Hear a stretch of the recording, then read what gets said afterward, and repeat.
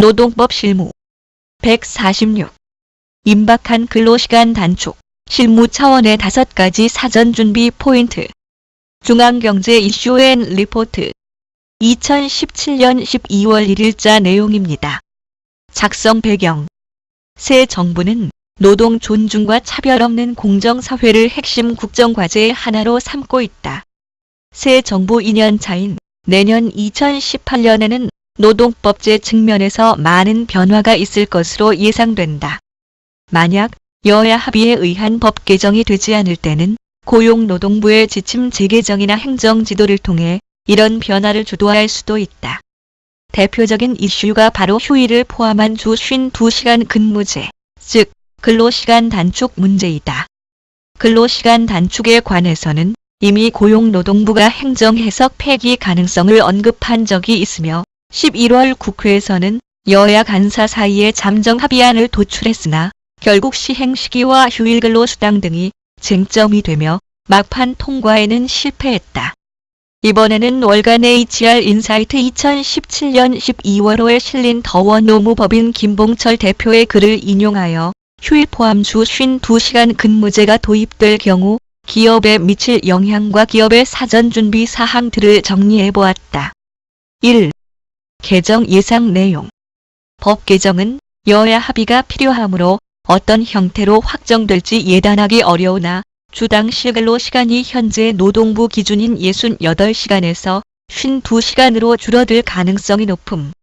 다만 시행 시기에 있어 기업 규모별로 3년에 걸쳐 시행하자는 여당안과 5년에 걸쳐 시행하자는 야당안이 있음. 보상에 대해서도 연장 근로와 중복 계산에서 통상임금의 200%를 주장하는 여당안과 종전의 150%를 유지하자는 야당안이 있음. 그래서 일단 여당안을 기준으로 보면 내년 7월 1일부터는 공공기관과 300인 이상 사업장에 적용되고 2020년 1월부터는 50인 이상 사업장에, 그리고 2021년 7월부터는 5인 이상 모든 사업장에 적용되게 됩니다.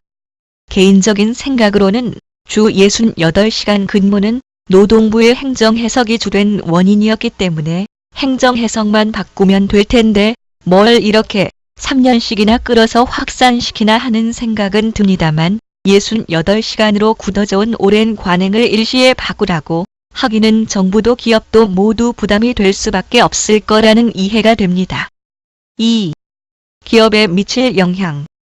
주당 근로시간이 줄어들면 현행 근무 형태로는 당연히 인력이 부족하고 이에 따른 추가 인건비 부담이 발생한다. 예를 들면 주 68시간 근무 시 근로자 1인당 연간 근무시간은 3,456시간인데 주 52시간 근무하게 되면 이 시간이 2,711시간으로 23.5%가 감소하게 된다. 그만큼의 추가 인력과 추가 인건비 부담이 발생하는 것이다. 쉽게 계산해보면 한 사람이 하던 일의 23.5%가 줄기 때문에 같은 생산성을 유지하기 위해서는 23.5%의 인력이 추가되어야 한다는 겁니다. 그렇다면 100명 있는 공장에서는 24명 정도 더 채용해야 된다는 겁니다. 기업 입장에서는 큰 부담이 될 수밖에 없습니다. 3. 실무 차원의 5가지 사전준비 포인트. 근로시간 단축에 대비하기 위해 먼저 살펴봐야 할 부분은 이렇다. 현재 인력의 적정성 분석. 사업장마다 다르겠지만 현재 인력이 애초부터 주당 68시간 근무를 상정하고 책정된 것이라고 보기는 어렵다. 즉, 그만큼 다 일하지는 않고 있을 거라는 것이다. 따라서 근무시간 단축으로 무조건 인력이 부족할 것이라는 예상은 기회에 불과할 수도 있다. 정확하게 추가로 필요한 인력이 어느 정도인지를 살펴보아야 한다. 현행 근무체계 적정성 검토. 현재의 출퇴근 시간이 해당 업무에 적합한 것인지를 재점검하고 필요시 선택적 근로시간제, 간주 근로시간제, 탄력적 근로시간제 등 유연한 근무체제의 도입을 통해 효율을 높이는 방안을 강구해야 한다.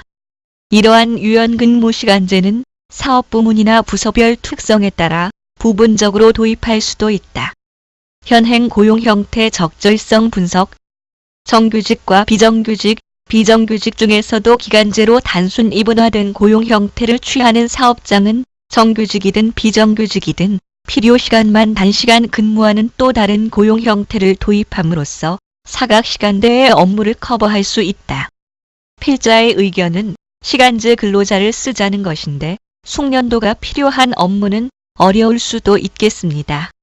임금체계 개편. 우리나라 많은 기업들의 급여 체계가 근로시간에 비례한 보상제도로 운영되는 곳이 많다.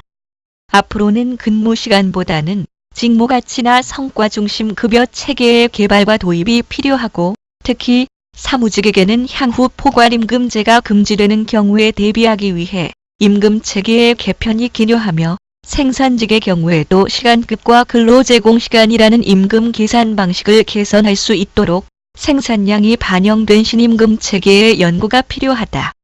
조직문화, 업무 형태 점검 및 개선 노력. 근로시간에 대한 조직의 문화와 업무 형태를 바로잡기 위해서는 특히 관리자들의 의식 전환을 유도하는 것이 바람직하다. 아래 사람들은 누구나 일하기 싫어한다. 관리자들이 시키니까 하는 거다. 그런데 이 관리자들이 개념 없이 일을 시키기 때문에 근로시간이 늘어나는 거다. 불필요한 회의 없애기, 회의 시간 줄이기, 보고서 한 장으로 요약하기, 전자결제 가속화 등 기존 업무 개선 노력에 더해 관행화된 연장, 야근 없애기, 정시 퇴근 문화 정착하기, 퇴근에 임박해 업무 지시하지 않기, 시험적 업무 지시 자제하기 등을 관리자들이 선도하는 것이 바람직하다. 일반 실무자 입장에서도 의식 전환이 필요하다. 연장, 야근은 꼭 필요한 경우에만 한다는 인식, 이를 위해서는 평소 업무 집중도를 높여 정시에 업무를 마무리하는 습관 정착 등이 필요하다. 이 부분에 대해서는 예전에는 다른 회사에 대해 들은 이야기들이 있는데 야근 수당 받으려고 회사 앞에서 팀 회식하다가 팀원 모두 잠깐 출입카드 찍으러 회사로 와서 찍고 다시 식당으로 가서 회식을 마무리했다는 얘기도 있었습니다. 지금은 모든 회사들이 관리가 엄격해져서 이렇게 하지는 못할 겁니다. 사실 별 내용은 없습니다만 큰 방향성에 대해 참고하시라는 의미에서 만들어 보았습니다. 도움이 되셨길 바랍니다. 들어주셔서 고맙습니다.